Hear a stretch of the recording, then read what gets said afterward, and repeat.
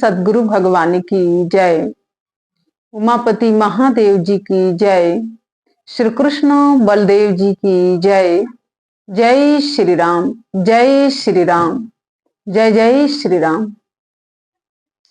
प्रिय भगवत प्रेमियों, हम सब बहुत ही भाग्यशाली हैं कि ईश्वर की अनुकंपा से हम सबके जीवन में सत्संग विचार मिलते हैं समय समय पर। सज्जनों, जीवन और जिंदगी दोनों का बड़ा ही महत्व है इस मानव तन में। सज्जनों, जन्म लेना मर जाना कोई बड़ी बात नहीं है, ये हर कोई करता है। लेकिन कुछ लोग तो यही नहीं सोच पाते हैं कि हमें करना क्या है। जैसे बहुत से लोग कहते हैं कि हमें बहुत पैसा कमाना है। अब उनसे पूछ लिया जाए कि कितना, तो वो कहते हैं कि कुछ पता नहीं है, बस मुझे बहुत सारा कमाना है। तो सज्जनों, ऐसे तो कुछ नहीं मिल सकता है आपको, क्योंकि अगर आपको पता ही नहीं है तो फिर आपको कहां से मिलेगा। इसीलिए सज्जनों, एक उदाहरण के तौर पर मैंने ये बात रखी है। जैसे आपको मुंबई जाना है, दिल्ली जाना है, और आप जाके स्टेशन पर यह कहिए कि मुझे टिकट दे दो, तो जो टिकट मास्टर है वो आपसे पूछेगा कि आपको जाना कहाँ है। आप कहेंगे कि पता ही नहीं, तो क्या वो आपको टिकट देगा? नहीं देगा ना। वो कहेगा यहां से जा सकते हो, टिकट नहीं मिलेगा। सज्जनों, ठीक इसी प्रकार से ये बात जीवन में भी लागू होता है। जब तक हमें ये नहीं पता है कि हमें करना क्या है, तब तक जितने भी अंधेरे में तीर चला लें, वो तीर जाके निशाने पर नहीं लग सकता है। सज्जनों, भगवान बुद्ध के पास अम्रपाली नाम के एक महिला आती थी, जिसका नाम नगरवधु था। उस समय की बात है जिस समय बड़े बड़े राजा महाराजा होते थे, तो वो उसी नगर में एक नगरवधु रखते थे। और जब भी उनका मन करता था तो या तो उस नगरवधु को बुलाया जाता था, या तो उसके पास राजा महाराजा साहूकार जो होते थे कोई भी जाता था। एक कुल वधु होती है, घर की वधु होती है, लेकिन वो नगर वधु थी। शब्द समझ लीजिएगा सज्जनों। लेकिन अम्रपाली के जिंदगी का कुछ पता ही नहीं था, क्योंकि वो भी भगवान बुद्ध के पास जब पहली बार उनको देखी तो उनसे वो यही पूछती है कि ये जीवन क्या है। भगवान बुद्ध कहते हैं कि ये जीवन मिला है भगवान की भक्ति करने के लिए। तो अम्रपाली कहती है मुझे तो पता ही नहीं है। सज्जनों, जब पता ही नहीं है तो फिर जीवन का उद्देश्य क्या है? कुछ भी नहीं है।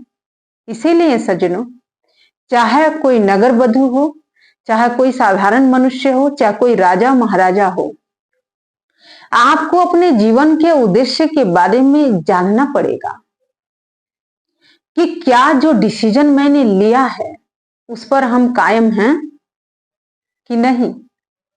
सज्जनों, आज हम हनुमान जी के जीवन से बहुत कुछ सीखना चाहते हैं। हनुमान जी जो हैं उनके अंदर मैं नहीं है, मैं खत्म हो चुका है। मैं का मतलब अहंकार, अहंकार रहित है। और जिसके अंदर मैं नहीं है वो सारे जग को जीत सकता है सज्जनों।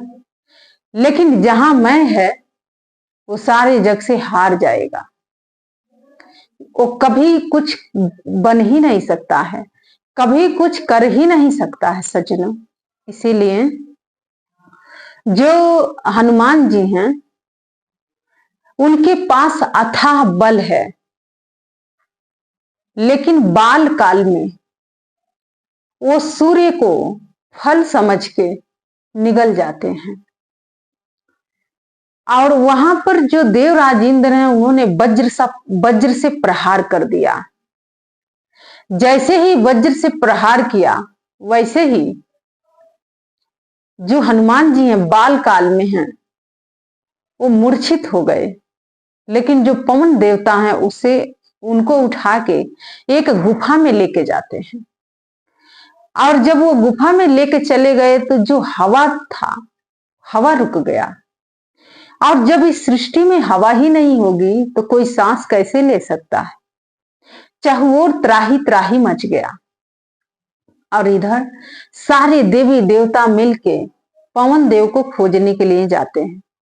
तो पता चलता है कि जो पवन देवता हैं वो एक गुफा के अंदर हनुमान जी मूर्छित अवस्था में और वो लेके बैठे हैं। तो सारे देवी देवताओं ने कहा कि आप बाहर निकलिए, मारुति की रक्षा हम लोग करेंगे। तो उन्होंने कहा ऐसे कैसे मैं मान लूं। तो सभी देवी देवताओं ने ये आशीर्वाद दिया कि इन पर कोई भी अस्त्र शस्त्र प्रभाव नहीं डाल सकता, किसी भी बंधन में ये बंध नहीं सकते हैं, इन्हें कभी कोई हरा नहीं सकता है और ये अहंकार रहित रहेंगे और ये भगवान के कार्य के लिए ही इनका आगमन हुआ है। और इधर उसके बाद जब इतना आशीर्वाद मिल गया तो हनुमान जी को सब देवताओं ने आशीष दिया और उनकी मूर्छित अवस्था से बाहर आए और फिर उन्होंने सूर्य को उगल दिया। सजनों, लेकिन बड़े होने के बाद उन्हीं सूर्य के पास वो जाते हैं। जब वो जाते हैं तो देखते हैं सूर्य देव कहते हैं एक बार तो इन्होंने मेरा भक्षण कर लिया था, लेकिन अब ये आते हैं, आ रहे हैं। सजनों, जब हनुमान जी जाते हैं तो पहले ही वो दोनों हाथ जोड़ लिए और कहे कि आप हमारा गुरु बनना स्वीकार करिए, क्योंकि मुझे आपसे बहुत कुछ सीखना है। सजनों, अगर कोई किसी से कुछ सीखता है तो पहले उसे अपना गुरु बनाता है, तभी वो व्यक्ति उसको कुछ सिखाएगा। और सजनों, यहाँ पर जो सूर्य देव हैं हनुमान जी के गुरु बनते हैं और उनके पास समय नहीं था। वो बोले मेरे पास समय नहीं, जब मेरा रथ निकलेगा तो रथ के आगे रहना, जो भी उपदेश मैं दूंगा उसे स्वीकार कर लेना। और सजनों, इस तरीके से उन्होंने सूर्य से बहुत सारा कुछ सीख लिया। और उसके बाद वो आते हैं। तो जब वो आए तो जानते हैं उनके मन में एक ही इच्छा थी कि मैं राम की कैसे सेवा करूं। सजनों, आप किसका चिंतन करते हैं, आपके अंदर संकल्प विकल्प कैसा है, ये बहुत मायने रखता है। अगर आपके अंदर के संकल्प अगर सकारात्मक है तो वो पूर्ण होगा, लेकिन अगर नकारात्मक है तो कभी पूर्ण नहीं हो सकता है। इसीलिए सजनों, जो हनुमान जी हैं, एक दिन उन्हें सीता जी की खोज में जाना पड़ा। और सजनों, जब वो सीता जी की खोज में गए, सबकी टोली अलग अलग जाती है। इनकी टोली में जामवंत हैं, अंगद हैं, बहुत ऐसे महारथी वानर सेना है। और 100 योजन जो समुद्र है वो 100 योजन है, उसको पार करना था। सजनों, ये कोई छोटी बात नहीं है। अब जब सबने यह देखा कि 100 योजन को कैसे पार किया जाए, तो वहां पर हनुमान जी को सबने कहा कि हे केसरी नंदन, हे पवन देवता, आप चाहें तो इसे कर सकते हैं। हनुमान जी ने कहा कि मैं कैसे कर सकता हूं, मेरे पास तो कोई बल ही नहीं है। बेशक मैं राम के कार्य के लिए आया हूं, लेकिन मेरी शक्तियां का ज्ञान मुझे नहीं है। सजनों, इसीलिए जीवन में कोई जगाने वाला भी चाहिए। और वहां पर इस बात को जामवंत जी जानते थे। जामवंत जी ने कहा कि हे केसरी नंदन, आपके पास अथाह बल है, आपको कोई बांध नहीं सकता है, आपके ऊपर कोई अस्त्र शस्त्र प्रभाव नहीं डाल सकता है। आप अहंकार रहित हैं और आपका जो आने का, इस संसार में जो आने का कारण है वो है धर्म की स्थापना। और कहते हैं कि जामवंत जी ने उनकी शक्तियों से उनको अवगत कराते हैं और उसके बाद हनुमान जी महेंद्रगिरी पर्वत पर जाते हैं और वहां से उन्होंने अपनी शक्तियों का संचार किए और जय श्री राम कहे और एक ही बार में वो लंका को 100 योजन को कूद गए। सज्जनों, थोड़ा हम यहां रुक के विचार करते हैं। आप और हम सभी लोग इस संसार में आए हैं, सबके जीवन का एक उद्देश्य है, लक्ष्य बड़ा महान है और समय का बड़ा अभाव है, पर गंतव्य तक तो पहुंचना ही है। लेकिन सज्जनों, इस लक्ष्य तक पहुंचने में बहुत बाधाएं आएंगी। उस बाधाओं को पार वही कर सकता है जो अहंकार रहित होगा, लेकिन जिसके अंदर मैं होगा वो उन बाधाओं में उलझ जाएगा। तो सज्जनों, जो हनुमान जी हैं उनके अंदर मैं नहीं है, क्योंकि वो मैं को हटा चुके हैं, मैं को मिटा चुके हैं। इसीलिए जो कार्य उनके स्वामी नहीं कर पाए वो कार्य हनुमान जी ने किया। और सज्जनों, इसीलिए कहा जाता है कि कोई भी कार्य अगर आप कर रहे हैं और उसमें अगर मैं है तो समझ लीजिएगा कि आप फेल हो जाएंगे, आप आगे नहीं बढ़ पाएंगे। इसीलिए सज्जनों, जीवन भी ऐसा ही कुछ है। इस जिंदगी में संकल्प और विकल्प दोनों ही उठता है, लेकिन आप संकल्प को महत्व देते हैं कि विकल्प को महत्व देते हैं। सज्जनों, अच्छाई और बुराई दोनों मन के अंदर ही उठता है, लेकिन आप अच्छाई के रास्ते पर चलते हैं कि बुराई के रास्ते पर चलते हैं, ये आपके ऊपर आधारित है। और सज्जनों, जिस समय हनुमान जी लंका पार कर रहे थे तो उस समय देवताओं ने भेजा, नाग माता को भेजा और कहा कि जाओ इनकी परीक्षा लो, अगर ये परीक्षा में पास हो गए तभी ये भगवान के कार्य कर पाएंगे। और वहां पर नाग माता सुरसा के रूप में उपस्थित होती है और वो कहने लगी कि तुम जो भी जीव हो, मुझे ब्रह्मदेव का वरदान है कि मुझे लांग के कोई जा नहीं सकता है और तुम्हें मेरे मुख में समाना ही पड़ेगा। मैं तुम्हारा भोजन करूंगी, बहुत समय से भूखी हूं। सज्जनों, इधर जो हनुमान जी हैं उन्होंने कहा कि ठीक है माता, आप मेरा भोजन कर लेना, लेकिन मुझे अपने स्वामी के कार्य करना है। मुझे जानकी जी का पता लगा कि जब मैं आ जाऊंगा और स्वामी को जाके बता दूंगा तो मैं आपके पास आ जाऊंगा, आप मेरा भोजन बना लेना। लेकिन जो नाग माता हैं, जो सुरसा के रूप में वहां प्रकट हुई हैं, उन्होंने कहा कि नहीं। वो कहती हैं कि तुम झूठे हो, पता नहीं तुम आओगे कि नहीं, तुम्हारा कार्य पूर्ण हो जाएगा तो तुम मौत के मुख में क्यों आओगे, और मैं अपने भोजन को अपने से दूर जाने नहीं दे सकती हूँ। सज्जनों, जब आप अच्छे कार्य के लिए जाते हैं तो आपको क्या लगता है, आपके जीवन में सुरसा रूपी नाग माता नहीं आएंगी? आएंगी। आपके परीक्षा लेने के लिए ये देवी देवता, ये प्रकृति प्रेरित करती है, ऐसे लोगों को भेजती है कि अब आप क्या करते हैं, आप किस निष्कर्ष पर पहुंचते हैं, आप किस डिसीजन को लेते हैं उस क्षणों में, उस पल में। और सज्जनों, वहां पर हनुमान जी ने कहा कि ठीक है, आप अपना मुख खोलिए, मैं आपका भोजन बनना स्वीकार करता हूं। और जो सुरसा है उसने बहुत विकराल अपना मुख खोला और हनुमान जी मच्छर जैसे रूप धारण कर लिए, सूक्ष्म से सूक्ष्म, लघु से लघु रूप धारण किए और सुरसा के मुख में गए और कब आ गए सुरसा को पता ही नहीं चला।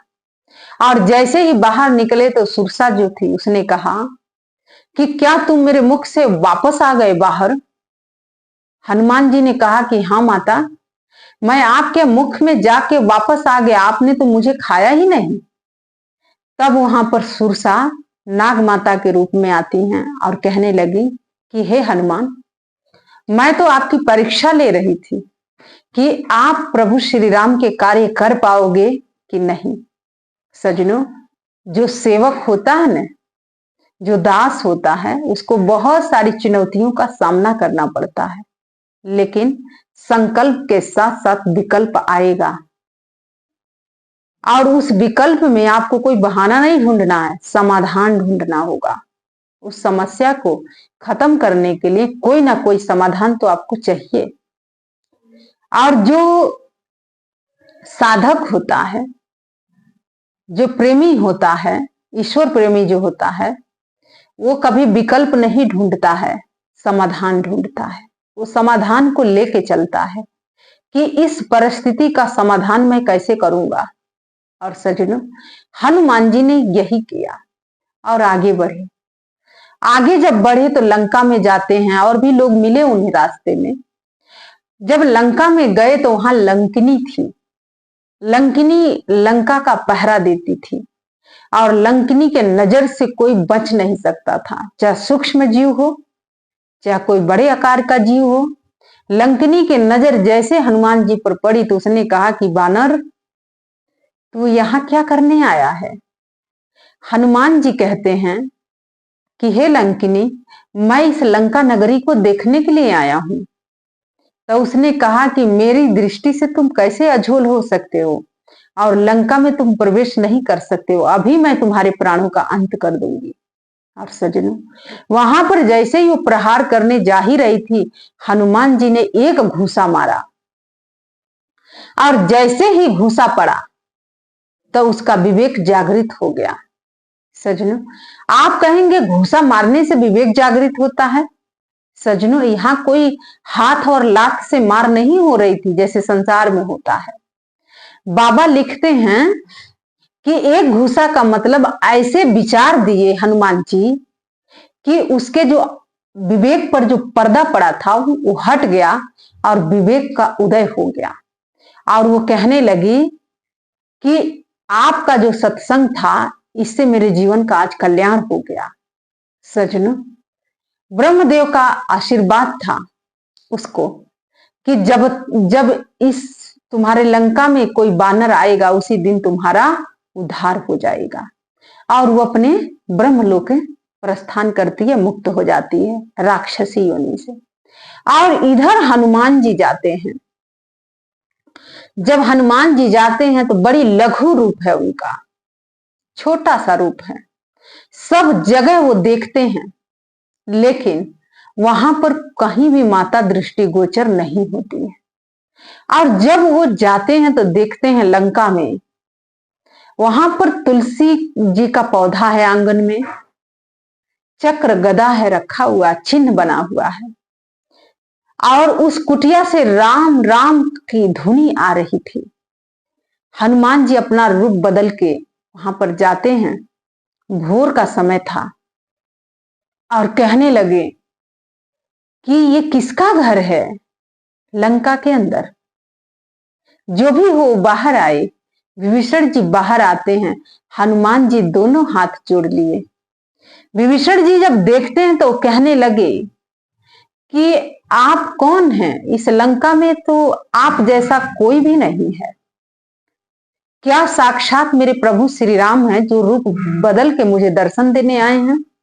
हनुमान जी ने कहा कि नहीं, मैं प्रभु श्री राम नहीं, मैं तो उनके दास भी कहलाने की योग्य नहीं हूं। और मैं आपके लंका नगरी देखने आया हूं, लेकिन आपके आंगन में मैंने तुलसी का पौधा देखा और राम नाम का उच्चारण आ रहा था, इसलिए मैं यहां ठहर गया, रुक गया। और श्री रामचंद्र जी की भार्या माता जानकी कहाँ रहती हैं, क्या आप बता सकते हैं? सजनों, विभीषण जी समझ गए और उन्होंने कहा कि राम से जिसका वियोग हो जाए तो क्या वो महल में रह सकता है? नहीं, क्योंकि माता तो अशोक वाटिका में है, जहां बड़े बड़े असुर हैं, जहां रात दिन उनको भोजन बनाने के लिए, खाने के लिए तत्पर हैं। लेकिन वो कहते हैं आप वहां जाएंगे कैसे? अगर आप जाएंगे तो माता का जीवन खतरा में पड़ जाएगा। हनुमान जी ने कहा कि वो आप मत सोचिए, वो मेरे ऊपर है कि अब मैं क्या करूंगा। और जब वहां पर जाते हैं तो देखते हैं कि चारों तरफ से जो असुरियां थी वहां पर, जो राक्षसियां थी, वो सब, किसी के हाथ में तलवार था, किसी के हाथ में भाला था, किसी के हाथ में कुछ था। और माता जानकी को बार बार सब डरा रही थी। सजनों, हनुमान जी ने सारी दृश्य देखा पेड़ पे बैठ के, और उसके बाद मुंद्रिका गिरा दिया। मुंद्रिका पर राम लिखा था। माता को जैसे मिला, माता को ऐसे लगा कि राम मिल गए, क्योंकि वो मुंद्रिका कोई साधारण नहीं था। राजा जनक ने दहेज में दिया था राम जी को, और माता सीता उस मुंद्रिका को जानती थी। वो समझ गई कि भगवान कोई ना कोई संकेत कर रहे हैं। और उसके बाद हनुमान जी मिलते हैं, और वहां पर माता से भेंट होता है। और माता के हाथ जिसके शीश पर हो, माता ने अपना हस्त रख दिया और कहा कि हे पुत्र, तुम्हें कोई पराजित नहीं कर सकता है, क्योंकि तुम राम के संदेश लाए हो, और मैं तुमसे बहुत खुश हूं। सजनों, जब कोई भक्त भगवान का संदेश लेके आता है ना, तो समझ लेना ईश्वर भी बहुत खुश होते हैं, देवी देवता भी बहुत खुश होते हैं। लेकिन वहीं पर जब कुछ आप इधर उधर बुरे संदेश भेजते हैं ना, बुरे विचारों को आदान प्रदान करते हैं, तो ईश्वर भी आपसे रुष्ट हो जाते हैं। ये सारी दैवी शक्तियां आपसे रुष्ट हो जाती हैं। सजनों, माता ने आशीष दे दिया, और उसके उपरांत हनुमान जी को भूख लगी थी, वो जाके फल तोड़े, खाए, वृक्ष को भी तोड़ दिए, और वहां पर अक्षय को मार गिराए। और मेघनाथ आता है, हनुमान जी को लेके जाता है। वहां पर देखिए, मैं नहीं है, अहंकार नहीं है। वो चाहते तो क्या मेघनाथ उनको बंधन में बांध सकता था? जो बंधन मुक्त हैं, जिनको आशीर्वाद मिला है, क्या वो किसी बंधन में बंध सकते हैं? नहीं। लेकिन वो बंध गए कि मैं रावण तक जाऊं और देखूं। और जब वहां पर गए तो जानते हैं, वहां पर जितने भी लोग थे, कोई लाठी मार रहा था, कोई लात मार रहा था, कोई हाथ मार रहा था, कोई गाली दे रहा था। आप सोचिए, इतना शक्तिशाली होते हुए भी 8 सिद्धि 9 निधि के दाता, और माता का आशीर्वाद है, प्रभु का आशीर्वाद है, लेकिन आज वहां लात मार गाली सब कुछ सुन रहे हैं, क्योंकि उनके भगवान का जो कार्य करना है।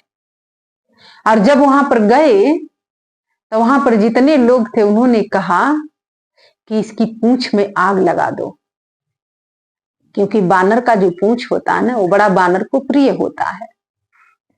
और सजनों, उसमें सारा घी तेल सब लगा दिया गया, पूरे लंका का कपड़ा आया, उस पर लपेट दिया गया, और उसे बढ़िया से घी तेल में डुबो दिया गया। और इतना अपमान हो रहा है, लेकिन फिर भी वो शांत हैं।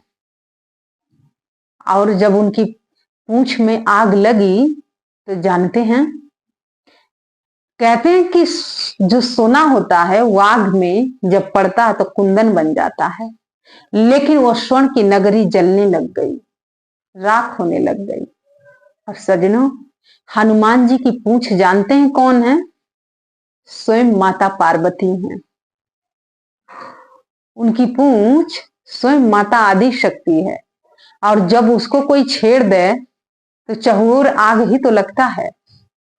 और जब आग लग गया तब वहां पर पूछा जा रहा है, कहा जा रहा है कि रावण इतना शक्तिशाली होते हुए भी आज देख रहा है कि जल रहा है।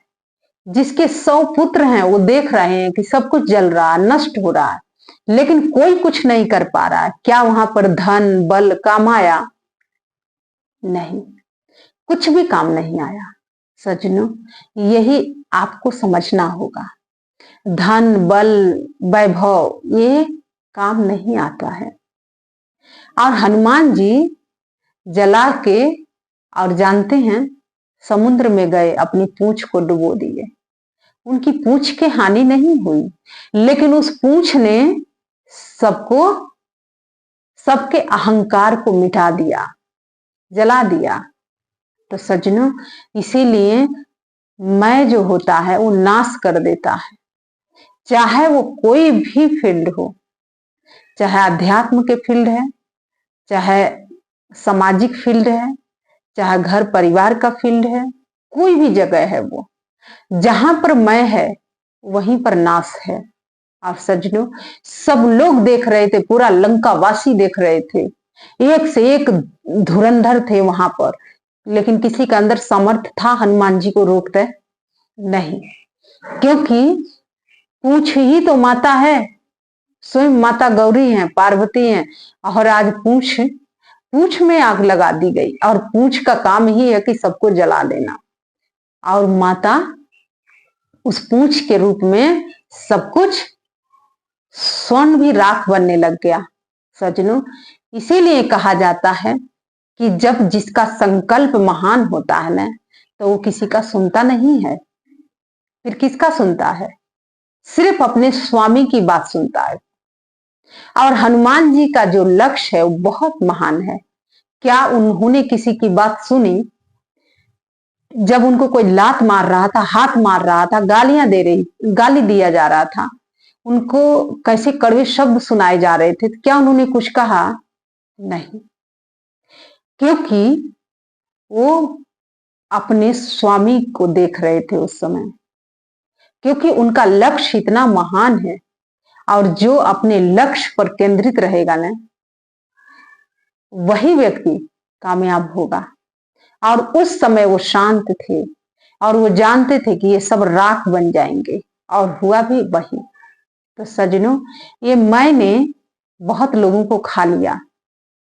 इसीलिए सज्जनों, चाहे साधु समाज है, चाहे सामाजिक लोग हैं, चाहे आध्यात्मिक लोग हैं, चाहे घर परिवार के लोग हैं, जहां मैं है वहीं पर सब कुछ नष्ट होता है।